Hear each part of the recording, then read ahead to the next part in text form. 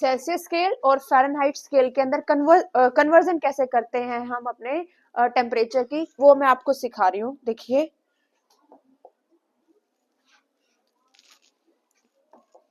हाँ जी, हमारी बॉडी का नॉर्मल बॉडी टेम्परेचर क्या है?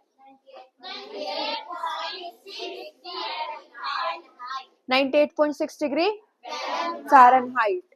98.6 डिग्री, यहाँ देखो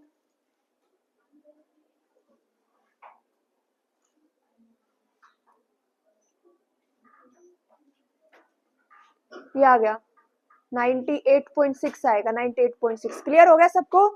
ठीक है, अब इसको देखो, हमारा जो टेम्परेचर है वो है 98.6 डिग्री फ़ारेनहाइट। क्लियर हो गया? अब इसको सेल्सियस के अंदर चेंज कर रहे हैं। कैसे चेंज करेंगे? उसके लिए एक हमारे पास फॉर्मूला होता है, यानी कि डिग्री सेल्सियस में चेंज करने का जो फॉर्मूला है वो देखिए। पहले जो टेम्परेचर हमारा डिग्री फ़ारेनहाइट के अंदर है वो लिखेंगे यहाँ पर। क्लियर हो गया? उसमें से 32 को माइनस करेंगे, 32 को माइनस करेंगे, फिर यहाँ पर एक ब्रैकेट लगाएंगे ऐसे, इसको स्मॉल ब्रेसेस बोलते हैं, और उसको मल्टीप्लाई करेंगे 5/9 से। ये कन्वर्जन का फॉर्मूला है, यानी कि कोई भी टेम्परेचर अगर फ़ारेनहाइट के अंदर है उसको आप यहाँ रखेंगे इस फॉर्मूले में, और वो टेम्परेचर डिग्री सेल्सियस में कन्वर्ट हो जाएगा। क्लियर हो गया? तो अब हमारा जो टेम्परेचर है वो है 98.6 डिग्री फ़ारेनहाइट। उसमें से क्या माइनस करेंगे बेटा हम? 32, और फिर उसको किसके साथ मल्टीप्लाई कर देंगे? 5/9। इसके लिए मैं एक पॉइंट आपको बता रही हूँ जो ध्यान से समझना। बोर्ड मास, BODMAS, ठीक है। सबसे पहले तो देखो, ये जो है आपकी एक इक्वेशन है ना? इक्वेशन, आपको इक्वेशन सोल्व करनी सिखाई थी ना? ठीक है, बुक के अंदर है, आदित्य नोट मत करो, ठीक है बेटा, सिर्फ समझो इस चीज को। ये इक्वल टू का साइन है, यहाँ रख दीजिए, यहाँ रख दीजिए, या फिर अपनी क्लास में ले जाओ, बाद में ले आना, ठीक है बेटा। जाओ, यहाँ देखो, इक्वल टू का साइन है ना यहाँ पे, ठीक है। इक्वल टू का साइन आते इसका मतलब इक्वेशन है। मैंने आपको इक्वेशन बहुत अच्छे से सोल्व करनी सिखाई है। इसके अंदर कुछ एक्स्ट्रा पार्ट है, वो क्या है? देखो, बोर्ड मास। बोर्ड मास के अंदर क्या होता है? बी का मीनिंग क्या होता है बेटा? ब्रैकेट। सबसे पहले ब्रैकेट सोल्व होती है, तो यहाँ पर आपको ब्रैकेट नजर आ रही है। सबसे पहले ब्रैकेट को सोल्व करेंगे। बी का मतलब क्या होता है? ब्रैकेट। ओ का मतलब क्या होता है? ऑफ। डी का मतलब डिवाइड।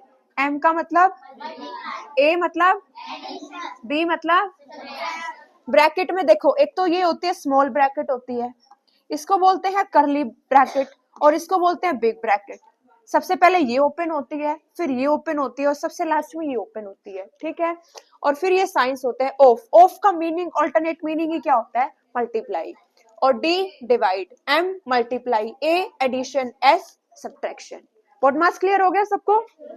ठीक है, तो यही रूल इसके अंदर लगाएंगे हम। अब इसके अंदर क्या करेंगे हम? 98.6 में से 32 को माइनस करेंगे। करें माइनस, बताइए क्या आएगा? यहाँ पर 6.66 आएगा, यही ठीक है, 66.6। और ब्रैकेट और मल्टीप्लाई में क्या करेंगे बेटा? 5/9। ब्रैकेट सोल्व कर दी होगी? ब्रैकेट सोल्व होते ही ब्रैकेट खत्म हो जाती है, कोई नेगेटिव साइन नहीं है ना यहाँ पे, ठीक है।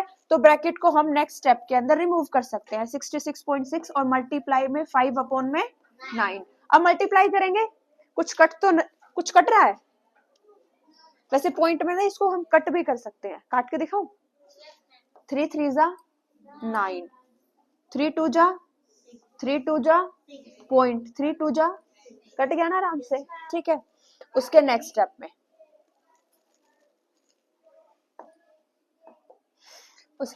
में, ये आ गया 22.2, और मल्टीप्लाई में 5, और डिवाइड में क्या आ गया बेटा?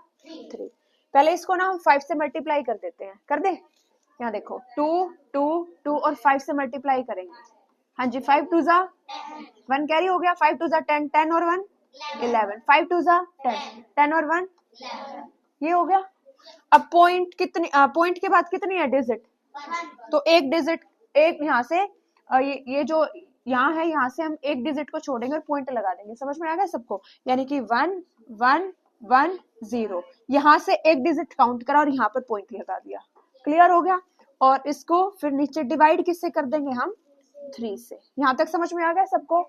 अब पॉइंट के बाद 0 है, उसकी कोई वैल्यू नहीं होती है। देखो मैंने लिखा हो बेटा यहाँ पर 7 रुपीज, ठीक है, और फिर मैं लिखूं बेटा 7.0, तो ये दोनों का मीनिंग सेम ही है।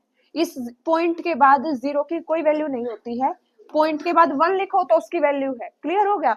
तो इस 0 को हम यहाँ से रिमूव कर सकते हैं। हाँ जी, तो ये आ गया बेटा आपका 111 अपॉन में 3। नेक्स्ट स्टेप में देखो, अब इसको हम 3 से डिवाइड करते हैं। हाँ जी, बोले पहले क्या आ जाएगा, कहाँ जाएगा ये, यहीं से आपको सिंपल डिवाइड ही करके दिखा देते पहले। 3 3 जा, क्या रिमाइंडर आ गया 2। अब कहाँ 3 की टेबल में 21 कहाँ आता है, रिमाइंडर क्या आ गया बेटा आपका, क्या आंसर आ गया आपका 37 डिग्री, क्योंकि हमने किस में कन्वर्ट किया था, सेल्सियस में। तो फ़ारेनहाइट से शुरू किया और सेल्सियस में कन्वर्ट कर दिया। हमने फ़ारेनहाइट में जो बॉडी का टेम्परेचर था वो क्या लेके चले थे 98.6 और उसको कन्वर्ट कर दिया डिग्री सेल्सियस में। क्लियर हो गया। तो हमारी जो बॉडी का टेम्परेचर होता है बेटा वो 98.6 डिग्री फ़ारेनहाइट बोले या 37 डिग्री सेल्सियस बोले, बात एक ही होती है। क्लियर हो गया। ऐसे ही हम कोई भी बॉडी का टेम्परेचर है, अगर वो फ़ारेनहाइट में है तो हम उसे सेल्सियस में चेंज कर सकते हैं। ठीक है, आपके एग्जाम के अंदर अगर इस टाइप से क्वेश्चन आता है तो वो 5 मार्क्स में आएगा। क्लियर हो गया सभी को कि उसकी कन्वर्जन कैसे करनी है। तो इस एक क्वेश्चन के अंदर एक तो आपको इक्वेशन का मीनिंग समझ में आया कि इक्वेशन क्या होती है, क्योंकि इसके अंदर इक्वल टू का साइन चल रहा था। क्लियर हो गया। दूसरा, फिर आपने बोर्ड मास को भी सीखा कि ब्रैकेट को पहले सोल्व करना है फिर मल्टीप्लाई को सोल्व करना है। बात समझ में आ गई है। फिर इक्वेशन के अंदर मैंने आपको एक और चीज सिखाई थी कि हम कैसे इक्वेशंस को सोल्व करते हैं, वैल्यू कैसे निकालते हैं, लेफ्ट में कैसे जाएंगे, साइन कैसे बदलेगा। क्लियर हो गया। तो ये सारे कॉन्सेप्ट का मिक्सचर भी इस तरीके से क्वेश्चन के अंदर अप्लाई होते हैं। आ गया सबको समझ में, कोई दिक्कत किसी बच्चे को? ठीक है, और भी कोई कन्वर्जन करके दिखाओ। आप लोग मुझे बताइए क्या कन्वर्जन करे, तो उसी को करके दिखाते हैं। हाँ बोलो। ओके, फ़ारेनहाइट को अभी तो करा ही ना है, फ़ारेनहाइट को 9। ओके, सेल्सियस को फ़ारेनहाइट में कन्वर्ट करके दिखाओ। चलो ठीक है, उसके लिए पहले सबसे पहले फॉर्मूला लिखेंगे। फॉर्मूला क्या होता है, हमें कन्वर्ट करना है बेटा डिग्री फ़ारेनहाइट के अंदर। तो उसके लिए जो फॉर्मूला होता है वो आपका क्या होता है, जो भी टेम्परेचर आपका डिग्री सेल्सियस के अंदर है उसको सबसे पहले किससे मल्टीप्लाई करेंगे 9/5, फिर ब्रैकेट को लगाएंगे और फिर प्लस में क्या कर देंगे हम 32। कोई डाउट किसी बच्चे को? ठीक है, अब मुझे बताओ इसके अंदर कौन सा टेम्परेचर लिखूं मैं, 50 लिख लूं? इजी भी है 50, क्योंकि कट भी हो जाएगा। ठीक है, यानी कि 50 फ़ारेनहाइट लिख लेते हैं, लिख लें?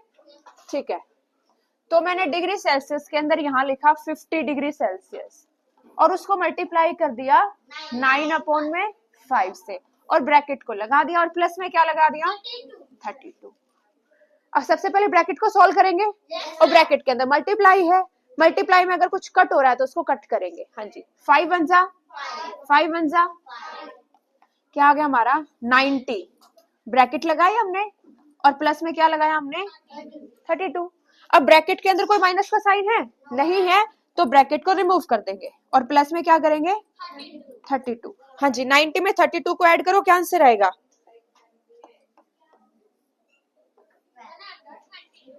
122 डिग्री फ़ारेनहाइट।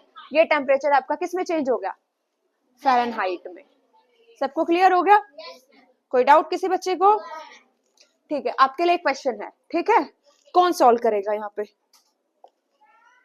बोलो। आओ चलो, अंशिका आ रही है। अंशिका, आपको चेंज करना है सेल्सियस में है उसको फ़ारेनहाइट में चेंज करना है।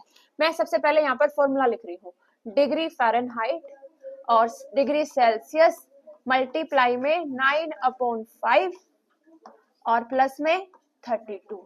तो आपका जो टेम्परेचर है सेल्सियस में वो है आपका 40 डिग्री सेल्सियस। आपको इसे फ़ारेनहाइट में चेंज करना है, ठीक है। यहाँ से खड़े होके करो, शाबाश करिए। हाँ लिखो लिखो, very good. 40 multiply 9/5 bracket close करो plus 32, very good. Next step में, वेरी गुड। 5 8 द 40, 8 को 9 से मल्टीप्लाई करो, वेरी गुड। हम इसके आगे कोई साइन नहीं तो ब्रैकेट को, हाँ जी, प्लस 32, वेरी गुड। ऐड करो 72 में 32,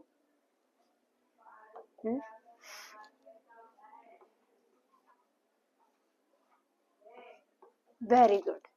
क्लैपिंग करो अंशिका के लिए, वेरी गुड। चलो क्लियर हो गया सबको?